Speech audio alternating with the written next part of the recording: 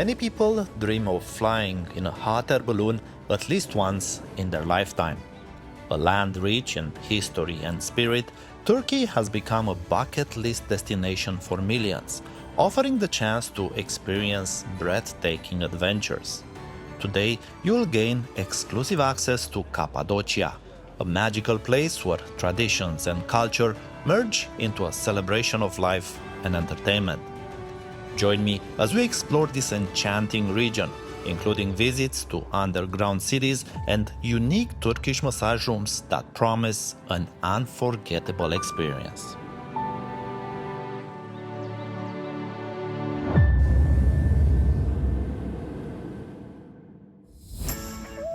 My name is Soren. I throw darts at the world map and travel wherever they land, no matter how far or difficult it is. Besides traveling with me, I invite you to do whatever you love before it's too late and live a life with no regrets.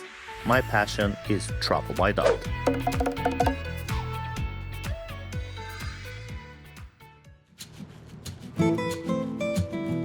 Over the last few days, I've spent an incredible time in Istanbul, where I had a chance to learn amazing facts about some of the most important buildings in the history of mankind, like Hagia Sophia, as well as immersing myself in the magical white terraces of Pamukkale.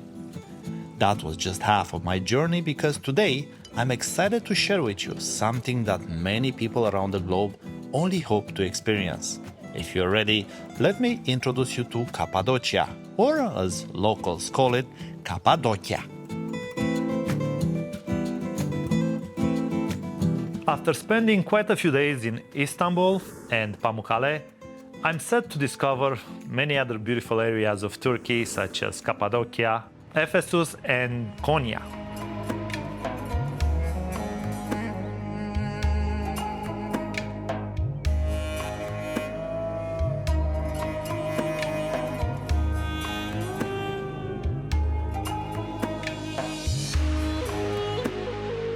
Cappadocia means the land of beautiful horses, and it offers an unbelievable scenery. Wherever you are, you see the fairy chimneys, hot air balloons in the morning. It is a dream for many, many people all over the world.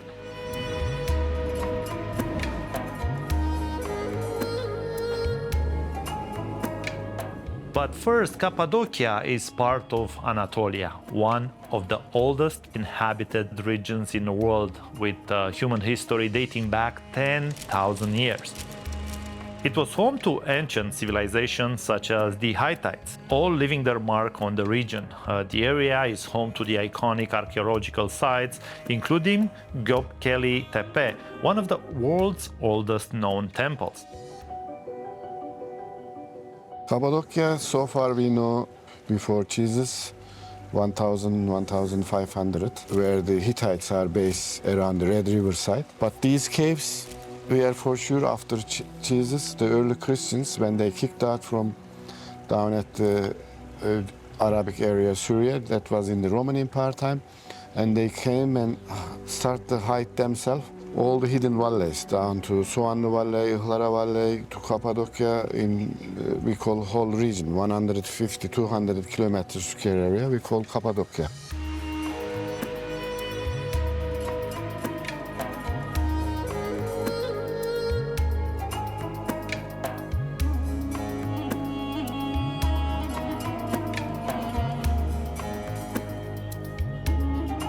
Every place I go to, I'm trying to meet a lot of the locals and try to get the legend and the story of the place. And here I've met Mr. Ali, who became my host for the rest of the show.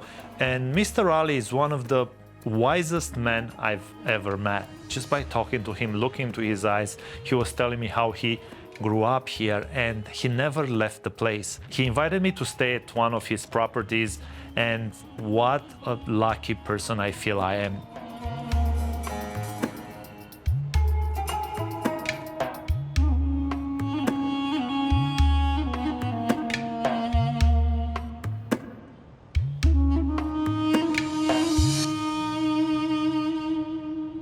That is Sultan Cave Suites, which is one of the iconic legendary places in Cappadocia.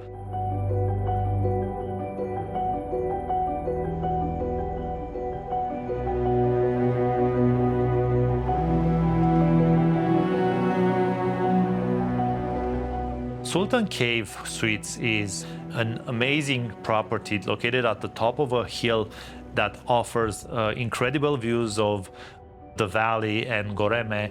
Also, incredible, breathtaking views of the hot air balloon experiences in the morning. The balloons just fly above the Sultan Cave Suites.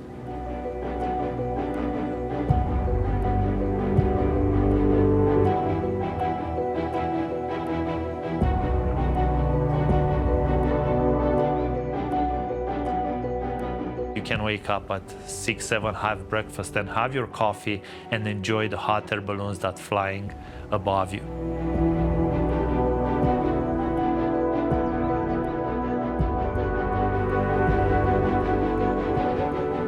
And I'm here to discover the culture and share with you how the fairy chimneys were created.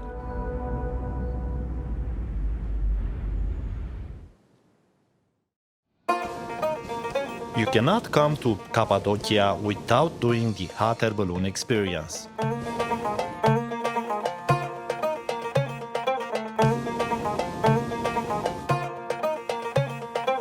I did it in Tuscany, in Italy, but there is no place like Cappadocia. And I say that because up in the sky, on a beautiful day, you could see up to 150 balloons. And it's a huge industry, and it started in a very interesting way. Hot air ballooning in Cappadocia, it started in 1989 with one couple. They were traveling all around the world with their balloon, small balloon. When they stopped the region here, they think that the area is very good for flying with the hot air balloon, and the landscape is very, the geographical design is also good. So they did a test flight actually when they were staying here, one of the hotels.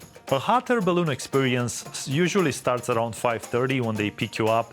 By 6:15 you're at the camp in the countryside where all the balloons get set up.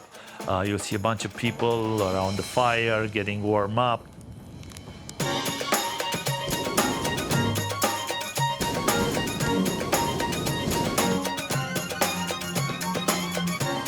One day around 165 balloon can fly, if everywhere full with more than 4,000 people. But important one is weather conditions. If weather is good, we can fly every day. Actually, this is my child dream. My father is a balloon pilot, he is my teacher. And when I was started 19 years old, we need to go to school actually. Around 8 months till 1 year. After the school, we need to pass the exam. If we pass, we can start solo flights around 300 hours. After 300 hours, we can fly with the passengers. But we need minimum 300 hours solo flights being a commercial one. And one of the things that you probably don't know is that you don't even feel the balloon moving or shaking. If you have motion sickness, you don't have it in the balloon. You don't feel like moving, you're just floating. Right now you cannot open a company because it's limited with 27 company. You need to buy the company, existing company. Mm-hmm. But just if we think that we can open a company, you need to get at least 3 balloons in your fleet. And it costs like around 150,000 euros per balloon. And there is 27 hot air balloon companies in the region, and 156 hot air balloon can take off at the same time. When we say 150 balloons up in the air, that means that on a beautiful day, there's 4,000 people up in the sky, which means if you actually do the math, it's almost $1 million up in the air every single day. Being in a hot air balloon feels surreal. From the very first moment you step into the basket, it feels as the world becomes your oyster. While you may feel a little nervous at first, given the small size of the balloon and the roaring flame that fuels it, that initial unease soon gives way to wonder as the balloon gently lifts off the ground. As you gaze at the other balloons floating nearby, a sense of calm washes over you. There's no shakiness, no sudden movements, just a serene and magical experience. The scenery takes your breath away and you realize you'll never look at the early hours of the day the same way again. The world opens up before you and, for a moment, nothing else matters. You find yourself silently congratulating yourself for deciding to embark on this adventure. It's one of those rare moments that give you goosebumps, a time you wish could last forever.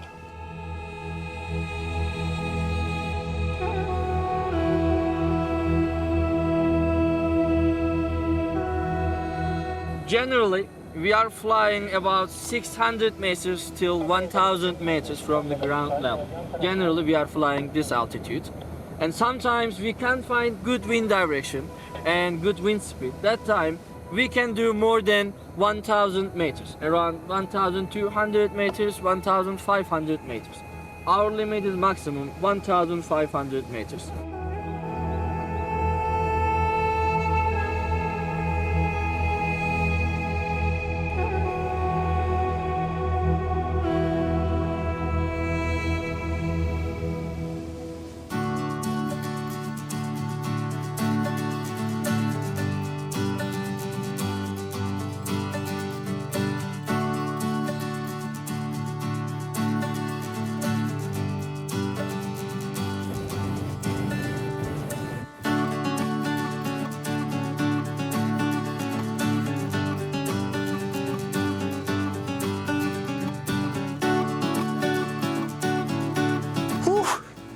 An hour of flying, that went way too fast. Say all together. For you. Sure. 3, 2, and 1. Oh.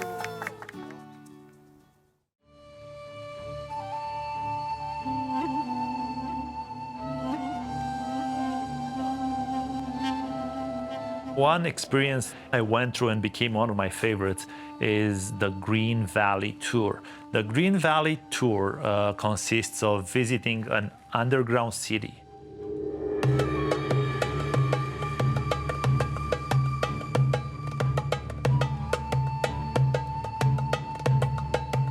An underground city is where people used to live thousands of years ago because they didn't have to actually build houses. They just had to dig houses into these amazing rock formations.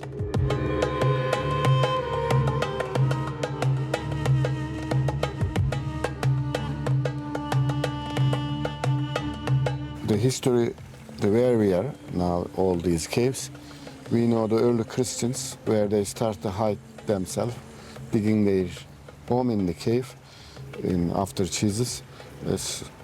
They were choosing somewhere hidden valley or somewhere difficult to climb, or down in underground cities they set up for themselves, for protecting from the Roman armies, stay in the life, so they separate themselves, all the hidden places.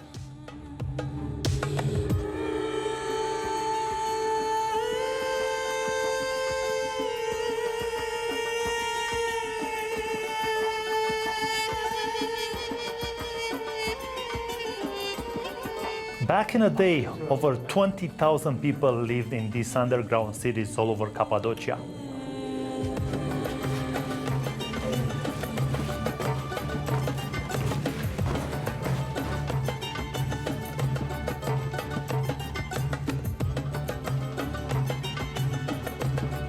The Kaymaklı underground town has 8 floors, but only 4 are open to tourists.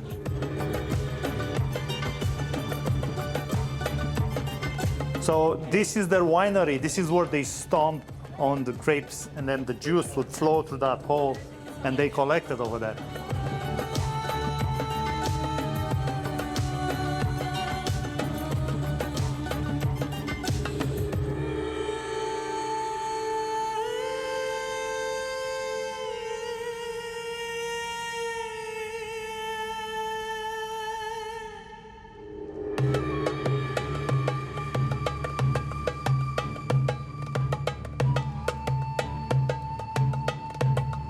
This is their telephone system. They yell, and people from the other side, they hear it, they receive the message. This is our telephone.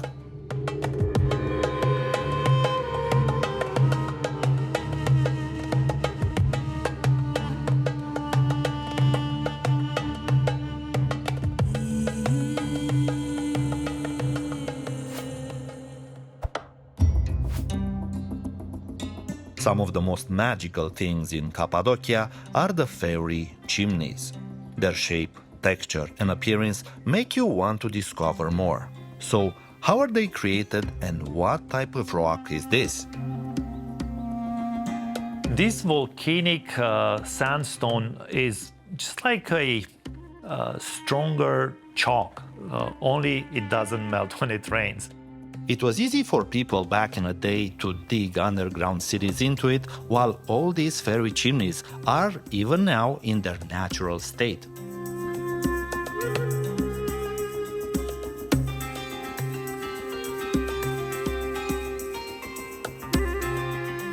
Important thing actually is the eruption, volcanic eruptions, because all of them is natural, and the main thing is the ash, lava, and sand.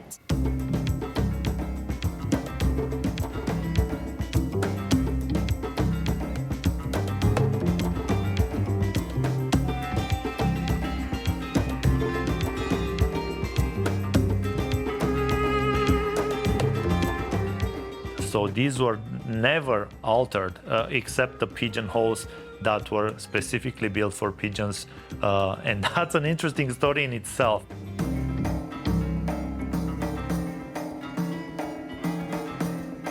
This stone, it's just like a sponge. So you can carve easily, you can give a shape it easily. It's more softer. Many things around Turkey, including parts of this, were inspired by the ancient Ephesus.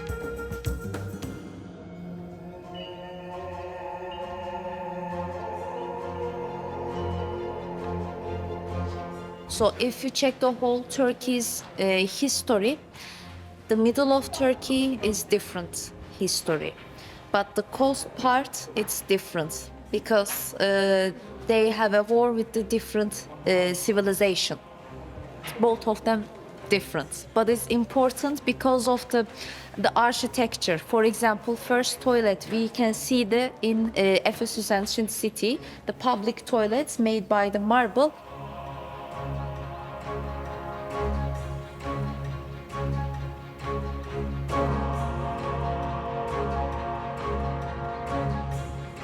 Thanks to Ephesus ancient city, we can see the Roman baths, gymnasium, or first whorehouse. The biggest library in Anatolia, it's in Ephesus ancient city. So mostly the first things we see in Ephesus ancient city.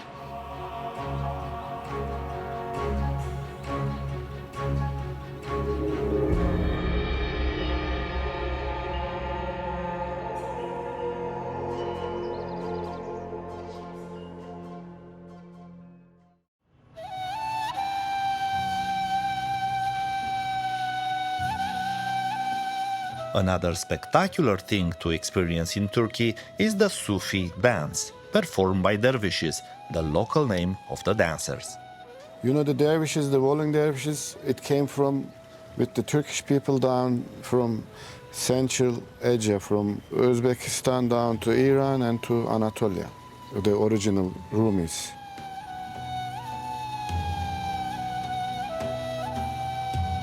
The Sufi dance, also known as the dance of the Whirling Dervishes, is a sacred ritual and form of meditation that originated in Sufism, a branch of Islam.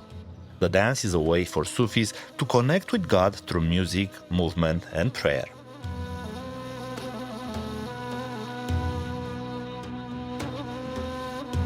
Anatolian Islam and Arabic Islam is different. Anatolian Islam is more Sufis, where the people, it's like a big tribe. They were the dervishes. They train the people, become respecting for every different religion and ethnic groups. The city of Konya was a key part for the Whirling Dervishes concept. Konya was the head of Mevlana, where he set up this thing, and then he lived in there, and his Turkish is there. It's like his main school, main madrasa was there, like a university. It was that time. They were training in there, and then they were sending them to the different part of the Ottoman Empire. Even today, there is in Balkan countries, Yugoslavia, Albania, there are old dervishes. They are continue, they going.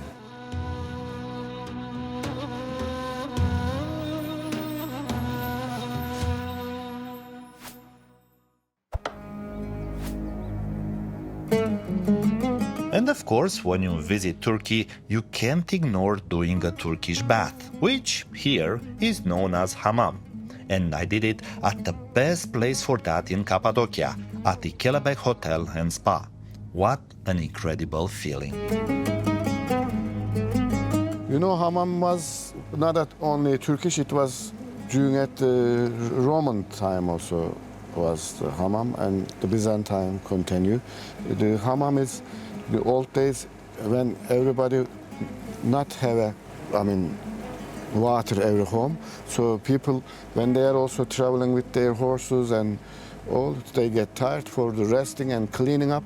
It was, they set up for that. There is a community in the town, bigger towns. There is a hammam, and everybody is going there for washing themselves.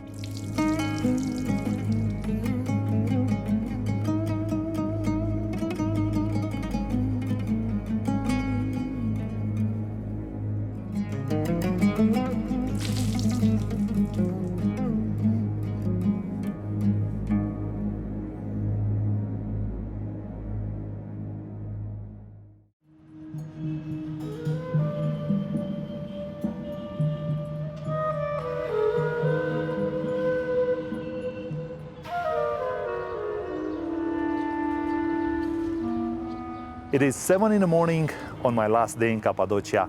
What an incredible ride has been here in Turkey. What a phenomenal country. But time has come today to throw another dart at the world map, blindfolded, and go wherever it lands, no matter how far or difficult it is. I decided to do it in a perfect setup with the hot air balloons in the background and wearing a small piece of traditional Turkish clothing as a sign of respect for this culture. As per rules, if I don't hit the map, obviously I throw again. If I hit a country I've been to already, I'll throw again. And if I hit the water, I will go to the closest landmass. That's it. Let's do it.